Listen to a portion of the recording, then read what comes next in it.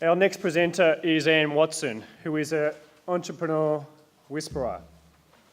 Anne is an experienced coach and facilitator, building over 25 years of experience, doing all things from financial administration to being a director in what became a multi-million-dollar family manufacturing business. Eventually, she realised that her core motivation is motivating people, and thus began a new career in coaching. So, if you will, assist me in welcoming Anne to the stage. Thank you very much. Let's see if this is working. Great. Good morning, everybody. Well, I'm getting used to this. How's that going? 3 years ago, two men sat at a table with a Sinclair kit computer. That's how primitive they were back then. That was the start of their family business. And what it was what actually happened. The two men were my dad and my husband, and Dad was a manufacturer and been a foreman in industrial roller shutters, and my husband was an engineer. Up to that time, shutters were very big, heavy, industrial processes, weighing well over a tonne.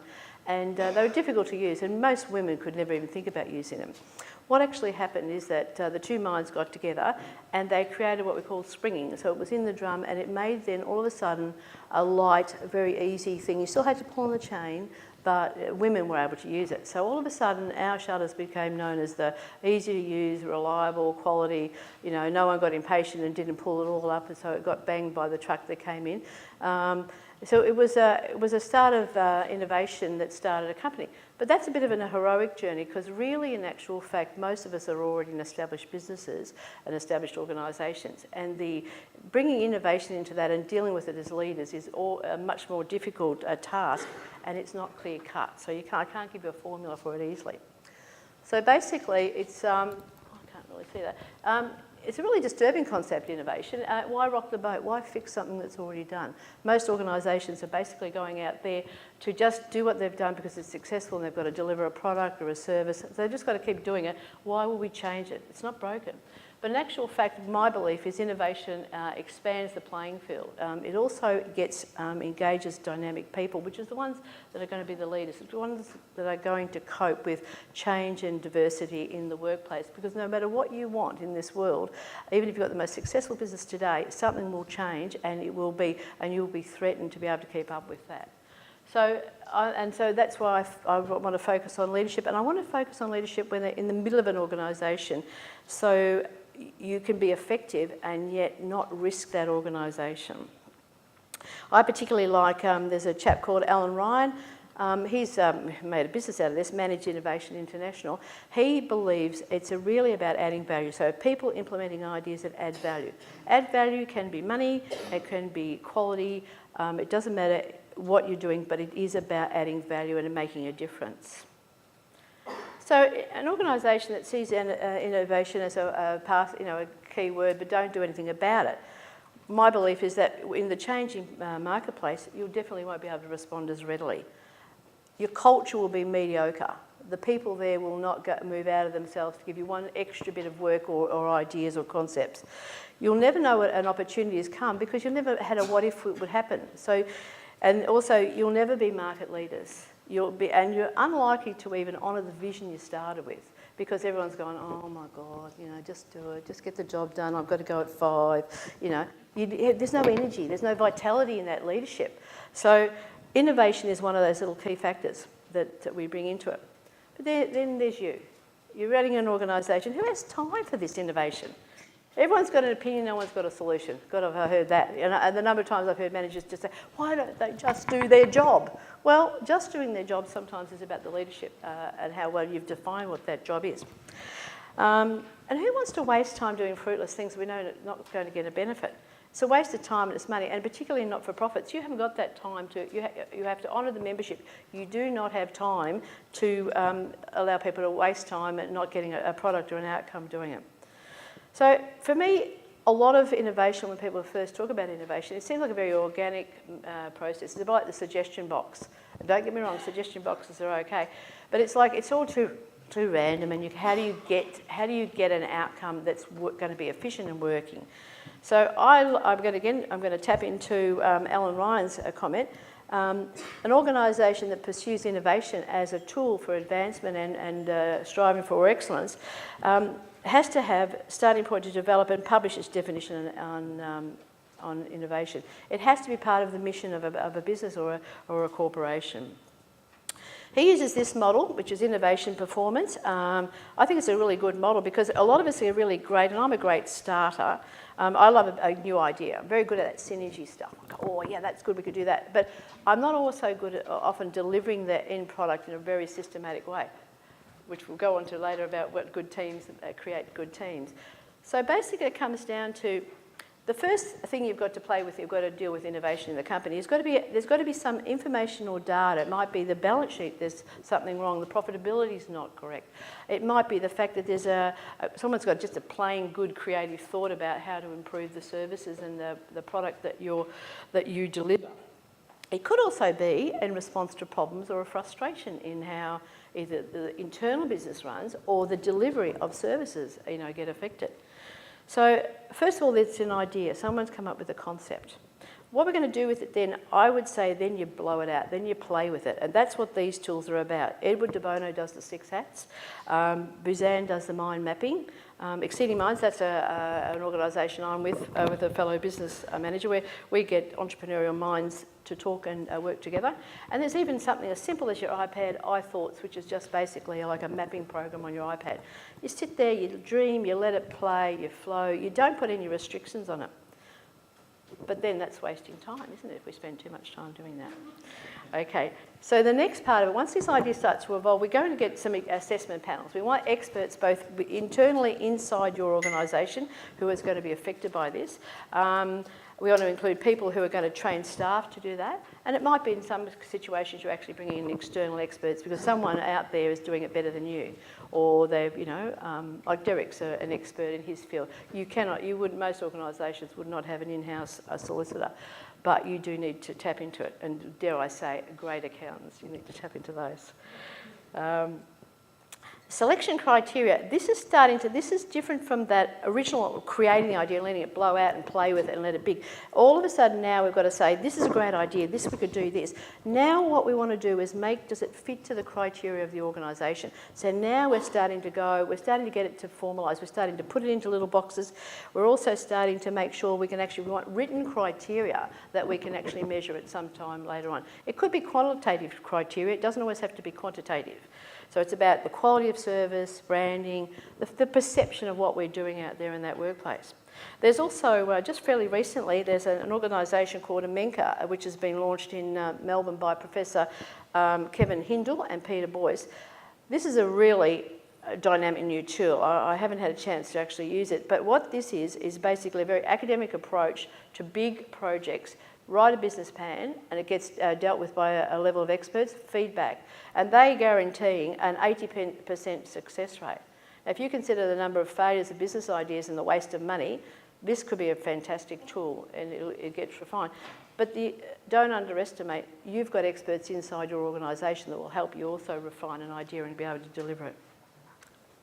All right, so we've created the idea, we started to put criteria around it. Now what we're going to do now is we've got to can we employ it and deploy it? So this is where we've got to make sure we've got enough money. We've got to make sure that the participants are going to play. That means your staff and anyone you might hire to it. If you've been dilly-dallying about other ideas and other concepts out there for a long time and you haven't been able to deliver it because you've been fuffing around, people won't believe you.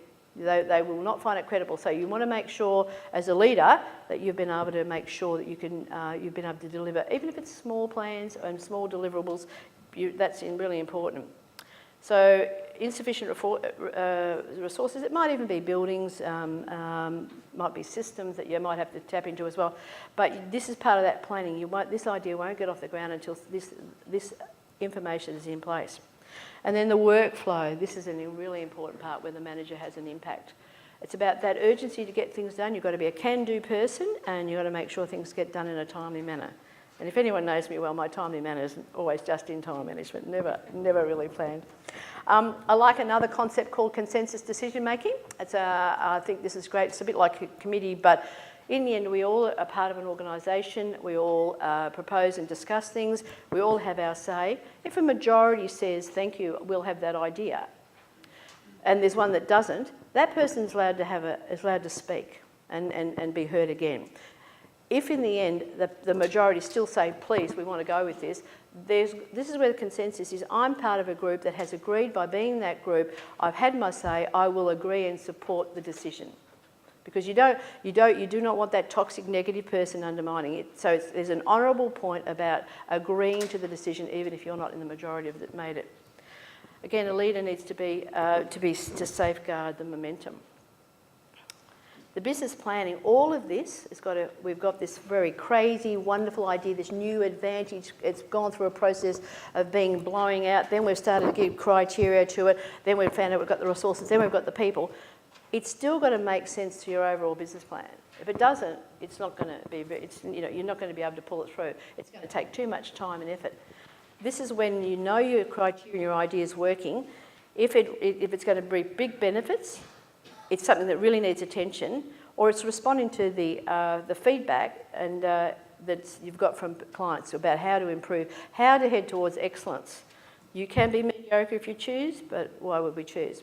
I'd like you to stop right now for a minute and look at all your books, and I would like you to think of one idea, and if not one idea, I would like to think of the first two people you'd ask to expand that idea in your own circuit, and then I would like you to think of another two that would help you refine that.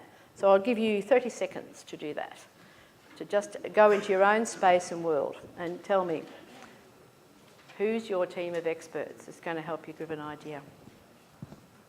Because you're not out there by your own.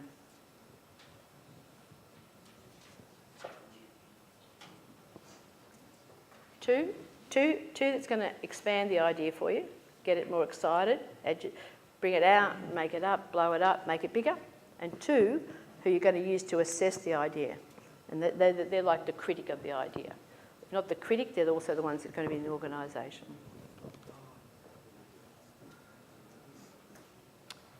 All right, so 30 seconds. So when you finish this conference and next week you might be reviewing it, think about why those people were that. Why was one the exciting, the expand of an idea, and why was one the other person that's going to give you that critical assessment? Both of these aspects are really important to bring an idea through. Roles and responsibilities. I'll speak more about this around teams later on. Part of what we need to finally pull it all through is we've got to select people who are able to be effective around the idea, that are engaged. Leadership is incredibly important about bringing those people on board. They've got to be able to, you've got to have a plan to do the processes of delivery. You've got to have a list of tasks and allocate them and manage them.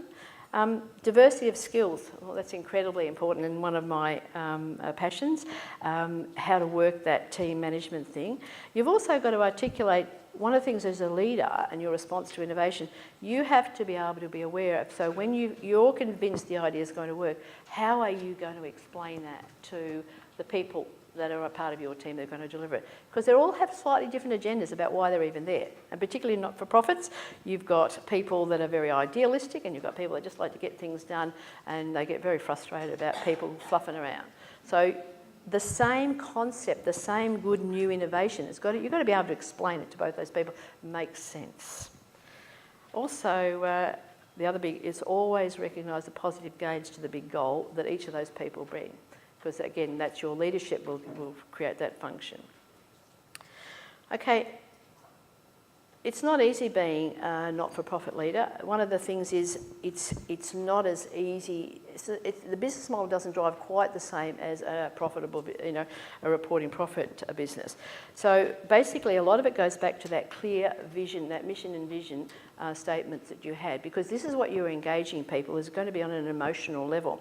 That you can get all these ideas about qualitative data and quantitative data, but in the end, it goes back to that mission and vision because they're the deliverables you're going to make this on to improve efficiency.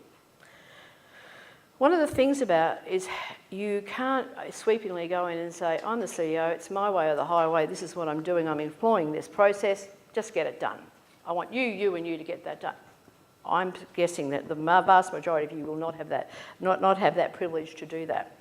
So one of the references that that I'd say is about personal influence, and this is going to be an important part of your leadership style in not-for-profits. You've got to be a lot smarter emotionally, I think. Francel Hesselbein became CEO of the Girl Scouts in USA. She had a volunteer force of over 650,000 people. How would she ever know them? How would she ever meet them? How could she have any influence on these remote people? The best they might know her, she's got no idea of knowing them. But she was actually able to deliver a new era of self-confidence to young women. She had ideas and she was passionate about the concepts that she had, and then she went and she talked, and most people listened. And she was able, and people then asked her about why we were able to achieve this, and basically she said, you don't have direct power. She said, well, you always have power. You just have to know where to find it. It's the power of inclusion, power of language, the power of shared interest, and the power of coalition. The power is always around you, but rarely raw and very, very visible. So you can't be a bull at a gate at this stuff. As a leader, you've got to be smart. You've got to have a belief in your vision and the subtlety. So here you are. You might be a new leader. You've been asked to bring innovation into the business. Innovation is only a small part of good business planning. So I'm only talking about innovation today, but please, we've got to have all those compliances and systems that have got to be in place as well. Particularly if you're an inexperienced leader, how are you going to cope with this? Noise, noise, noise. Everyone's got an idea. I've been here forever. This should have been happening now. Why haven't you done that? Why haven't you done that? And you go, oh God, give me a break. It's too hard. It's too hard. So what I'm hoping I've shown that it can be broken down into steps at one level, but the other part of it, a lot of it is about you.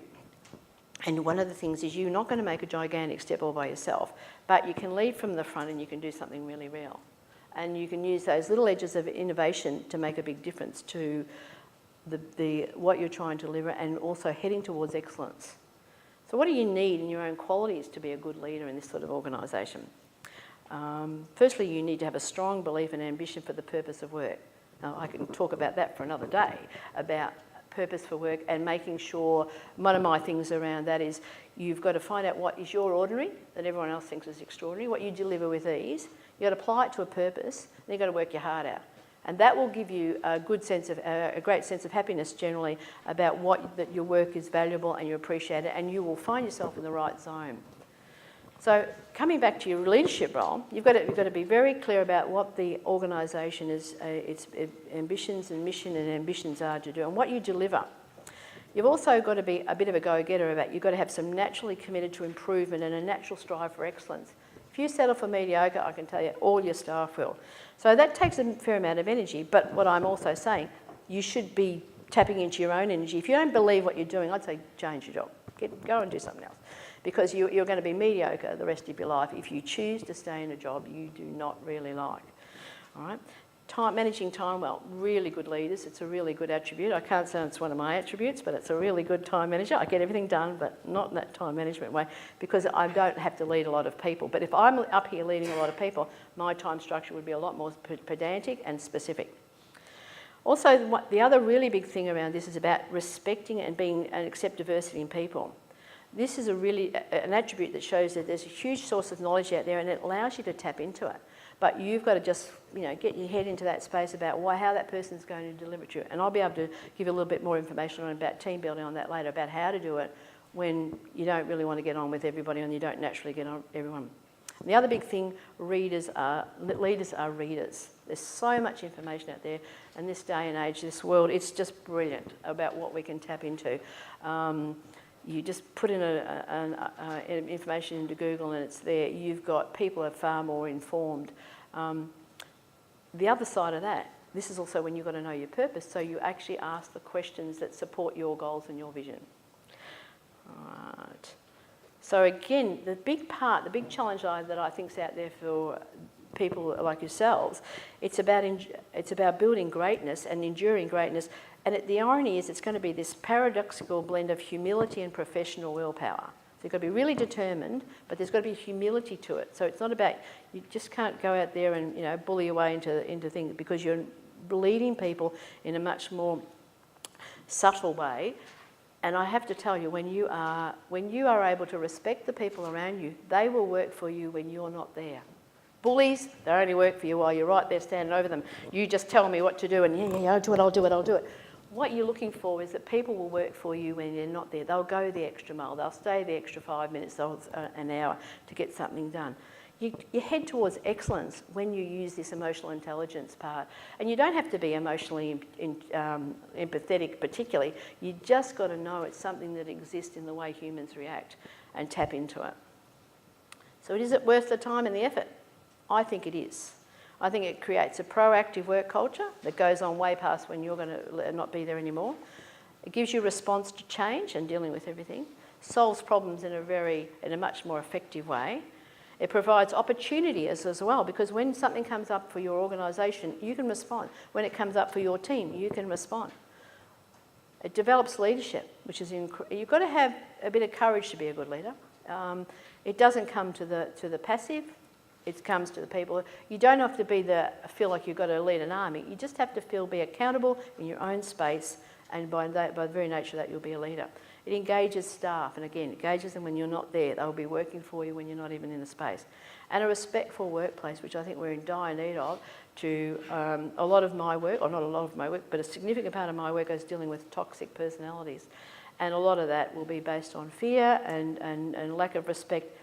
And we've got to eliminate that if we can, or minimise it, so people are promoted for their positivity and their contribution. So thank you for that. I hope that's given you a part of way to be able to grasp a bit of innovation and bring it through in an organisation when it's the little things that will make the difference, not the big things. Because you're not going to have that heroic thing where you create a business and it goes really well. Your positions are one that you've got to use your emotional intelligence and your natural drive to bring out, excellence and change and be adaptive and be ahead of the crowd in your organisations. Thank you.